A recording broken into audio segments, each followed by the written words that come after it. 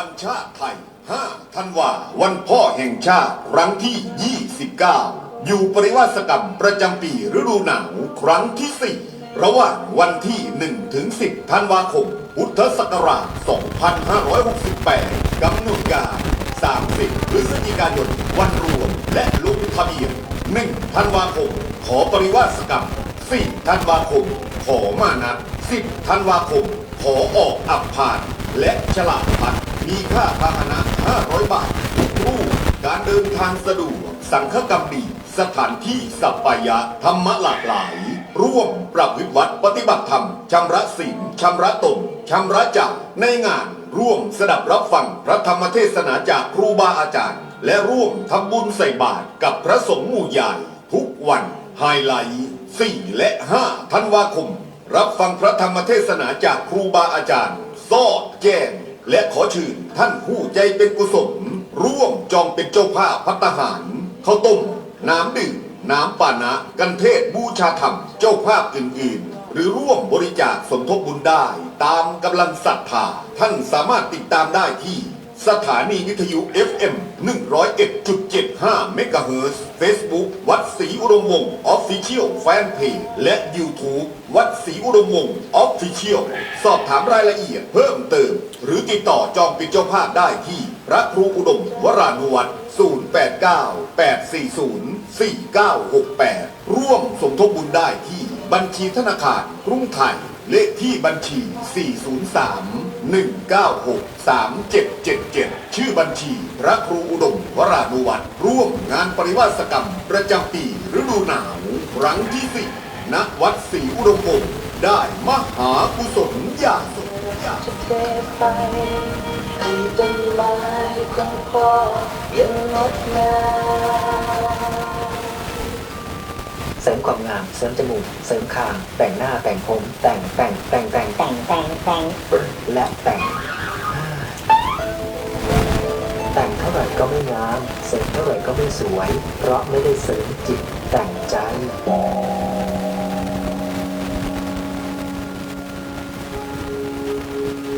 บุตตงชรณังกัจฉามิรายการเสริมธรรมเสริมปัญญานำพาให้เสริมจิตแต่งใจให้สวยงามด้วยพระธรรมดำเนินรายการโดยพระครูอุดมวรานุวัตรทุกวันจันทร์ถึงวันศุกร์เวลา 6 นาฬิกาถึง 7 นาฬิการับฟังได้ทางสถานีวิทยุเลย PBS วิทยุสาธารณะเพื่อการเผยแพร่พระพุทธศาสนาและวัฒนธรรมจังหวัดเลยโทรศัพท์ 042-851-151 www.pbs.com คนจะงามที่ใจใช่ใบหน้าคนจะสวยจัญญาใช่ตาหวานคนจะแก่ความรู้ใช่อยู่นานคนจะรวยสีทางใช่บ้านเปิดธัมมังชรณังกัจฉามิสังฆังชรณังกัจฉามิ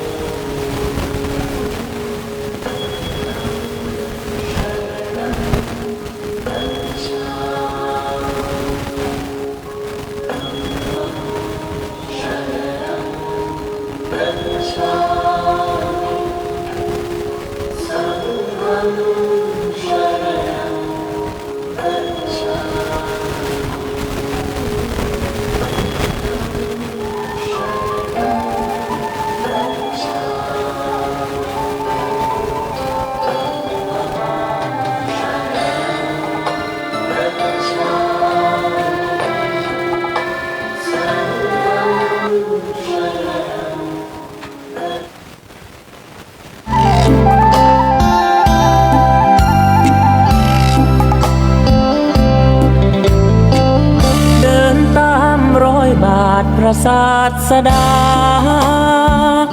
เรียนรู้ธรรมาปฏิบัติขัดเกลาจิตใจละชั่วทำดีมีจิตบริสุทธิ์ผ่องใสทานศีลภาวนาทำได้เดินไปให้ถึงนิพพานอย่าปล่อยตัว ปล่อยใจให้คิดประมาทจะกลายเป็นทาสกิเลสตัณหาครอบงำพระสงฆ์ดี มุ่งมั่นปฏิบัติสัทธรรม งดงามเลิศล้ำตามพระธรรมวินัย มีบาทอยู่1 ใบเช้าบินไปตรวจมันลงโบสถ์ทำวัดขัดนิสัย กวาดลานวัดเรียนรู้พระธรรมน้อมนำไปเผยแผ่ไปให้คนทั้งหลายศรัทธาพุทธธรรมมาร่วมกันศาสนิกชนมันฝึกตนเป็นคนละโลดมนมองพระธรรมนำอยู่ตามครูผู้ได้ไตรตรองตามบาทขันลองจากมองเห็นพุทธพระองค์พุทธวาองค์พระศาสดาฝากพระศาสนาให้ยืนยงคงมันพุทธบริษัทต่างมีหน้าที่ร่วมกันให้ชาวพุทธสืบสานตามรอยบาทพระศาสดา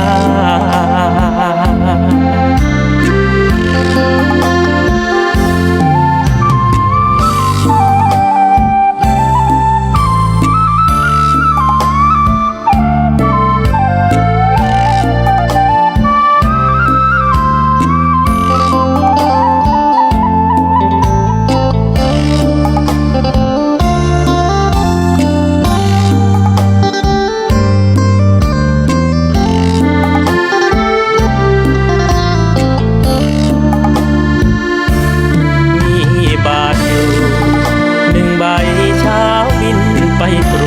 ดมันลงโบสถ์ทำวัดขัดนิสัย กวาดลานวัดเรียนรู้พระธรรมน้อมนำไปเผยแผ่ไปให้คนทั้งหลายศรัทธาพุทธธรรมมาร่วมกัน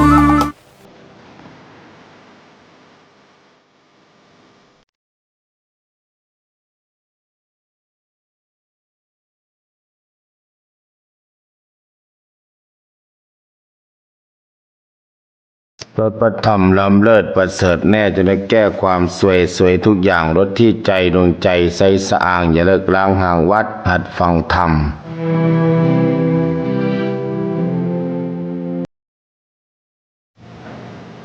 ขอน้อมต่อพระรัตนตรัยกราบคารวะมหาเถรานุเถระทุกรูปทุกวัดได้ความเคารพอย่างสูงยิ่งของความสุขความเจริญ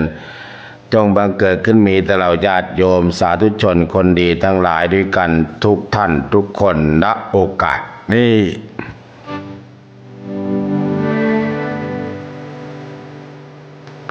ในเช้านี้เป็นเช้าของวันอาทิตย์23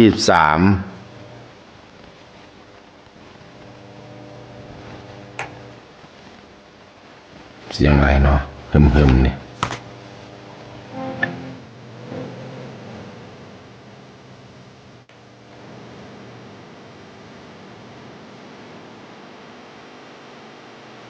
วันอาทิตย์23เดือนพฤศจิกายนขึ้น3ค่ำเดือน1และเดือน1เดือนบุญลานข้าวเดือน1เขาตากข้าวกันตามถนนหนทางข้าวเปียกเดือน1บุญลานข้าวบุญข้าวกำ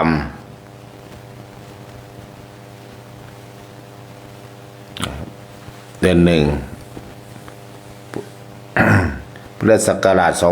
2568 ได้เป็นมาบรรจบครบรอบอีกวาระหนึ่งซึ่งในวันนี้ในเวลาตี 5:50 นาทีด้วยกัน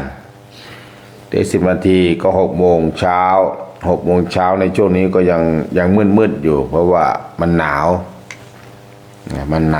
อากาศหนาวก็เลยวันนี้มีโอกาสได้เข้ามาประชาสัมพันธ์เรียกกันลุกปลุกกันตื่นเสริมธรรมเสริมปัญญาเมื่อวานก่อนไข้อยู่เมื่อวานก่อนไข้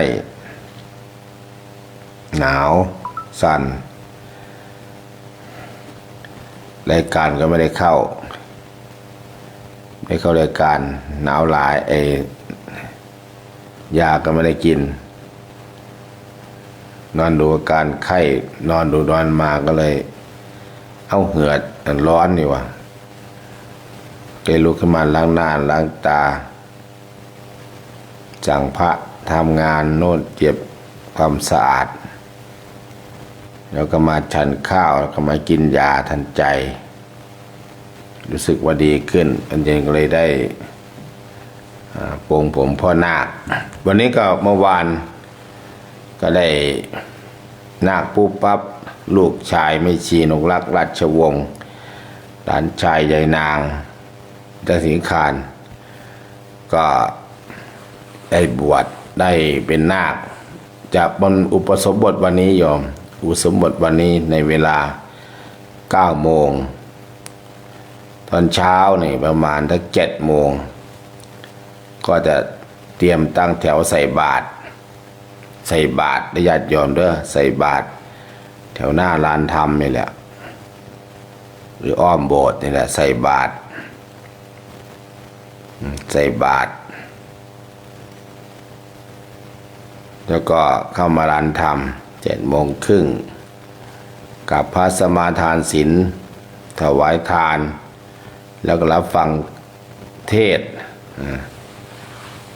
ฟังธรรมสัมโมและคาถาโดยอาจารย์สุพิษและกิตตธรรมโมเจ้าวาดวัดธรรมภายใหญ่เป็นพระอินเตอร์เป็นพระไปธุดงค์ในประเทศและต่างประเทศแล้วก็หลายอย่างมันก็ทำไว้สร้างคุณงามความดีช่วงเช้าเจ้าภาพวันนิมนต์สัมโมนี่คาถาญาติโยมก็มาฟังได้ยอมเด้อประมาณสัก7:30 ก็กราบพระสมาทานศีลถวายทานแล้วก็ฟังสัมโมคาถาเสร็จแล้วก็พรตักอาหารอะไรต่างฉันเช้าก็เสร็จประมาณ 9 โมงนิดหน่อยก็ขึ้นโบสถ์พานาคญาติโยมกินข้าวกินปลาแล้วก็ขึ้นโบสถ์กันแล้วก็วันจันทร์เช้านี้ก็เชิญเจริญพรเด้อใครรู้จักมาคุณใครมาใส่บาตรเตรียมตัวใส่บาตรกันที่ลานธรรมที่บริเวณลานธรรมไปข้างนอกหรือเตรียมใส่บาตรญาติโยมเตรียมใส่บาตรส่วนตอนเช้าก็จะไปประชาสัมพันธ์ไปใส่บาตรญาติโยมผู้เฒ่าผู้แก่โยมพ่อโยมแม่วันอาทิตย์วันอาทิตย์ถ้าบาตรอาทิตย์ข้างนอกก็จะลดไปโมบายประชาสัมพันธ์งานปฏิบัติธรรมวันพ่อแห่งชาติปฏิบัติธรรมฤดูหนาววันพ่อแห่งชาติครั้งที่29และอยู่ปริวาสได้4 ปีแล้วอยู่ปริศกรรมของพระเจ้าประสงค์บุญเข้ากรรมฤดูหนาวมาเข้ากรรมมาปักกฎงานเราเริ่มวันที่1 ธันวาญาติโยม รจะเป็นเจ้าภาพลงทานก็แจ้งความประสงค์ใครจะแจกข้าวใส่ในงานปริวาสมีงบประมาณสัก2-3 พัน4-5 พันครึ่งหมื่นหรือ10,000ก็สามารถแจกข้าวหาคุณพ่อคุณแม่ได้ในงานปฏิบัติธรรมอย่างน้อยพระเจ้าประสงค์ก็ไม่ต่ำกว่า20 รูป30 รูปเป็นต้นไป20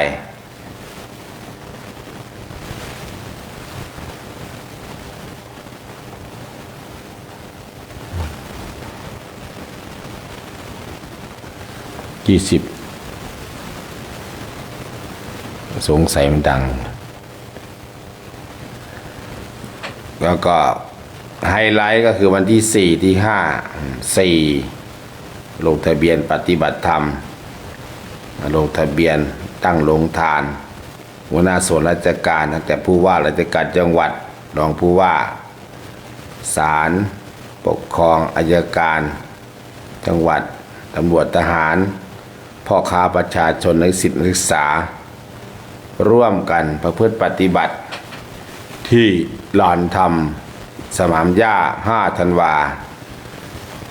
วันที่4ส่วนวันที่5เช้าก็ทางหัวหน้าส่วนราชการก็จะมาใส่บาตรทางอำเภอทั้งอำเภอเนี่ยทั้งหัวหน้าส่วนราชการพ่อค้าประชาชนมาใส่บาตรที่ลานธรรมวัดศรีอุดมบงศ์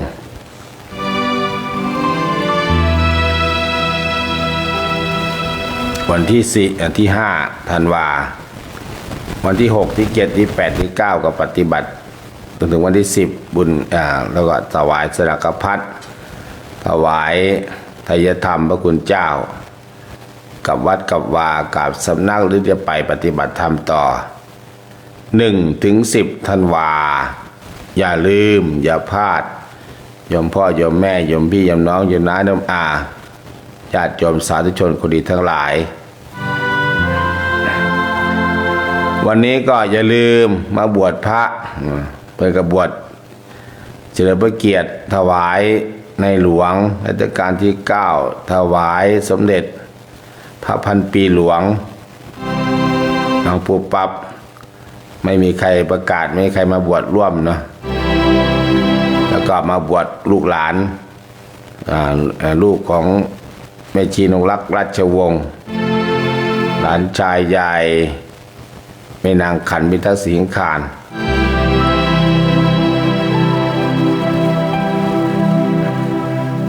ก็มาบวชกันที่พระอุโบสถวัดศรีลำวงโบสถ์สีทอง2 ชั้นอนุโมทนากับญาติโยมที่พากันตื่นเด้อตื่นเตรียมตัวใส่บาตรเตรียมตัวใส่บาตรหน้าบ้านพระคุณเจ้ามาวัดแล้วก็เตรียมตัวใส่บาตรที่วัดศรีลำวงมีโอกาสมาร่วมบวชมาใส่บาตรแล้วก็ทานฟังเทศน์ฟังธรรมอาจารย์สมเพชรและกิตตธรรมโมในช่วงเวลา7:30ก็จะทำพิธีสืบต่อไป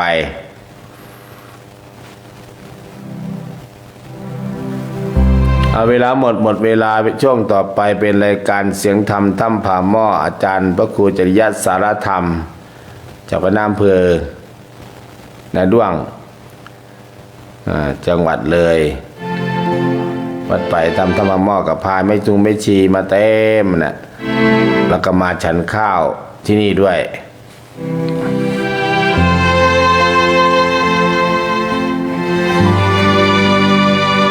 อนุโมทนากับญาติโยมทุกคนทุกท่าน วันนี้อาการไข้ยังเหลืออยู่ประมาณ 20% อยู่ต้องทานน้ำอุ่นแล้วก็ทานยาฉันยา